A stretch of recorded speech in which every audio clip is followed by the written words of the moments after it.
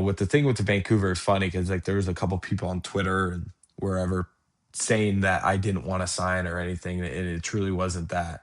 You don't sign with Vancouver. Is as a player, is there any like doubt in your mind with that, or is that kind of a strategic move? And then you end up in Calgary, part of like a huge trade. That's kind of an interesting thing to be a part of. It really was. And you know what? I was saying before a trade deadline in the NHL and before that trade even happened, I was saying to myself, I was like, it would actually be really cool to be part of an NHL trade. Like to be a part of an NHL Awesome. trade would be if any time of your career, especially if I've never Yeah. in the league yet, it would be pretty cool. Yeah. And with the thing with the Vancouver is funny because like there was a couple people on Twitter and wherever saying that I didn't want to sign or anything, and it truly wasn't that.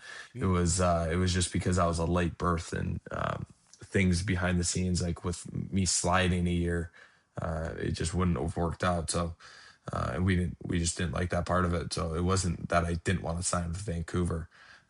And then obviously I got traded to Calgary, and it was pretty cool. And in the moment, like I saw that Lindholm was going to be traded, but I had no clue that I was going to be traded.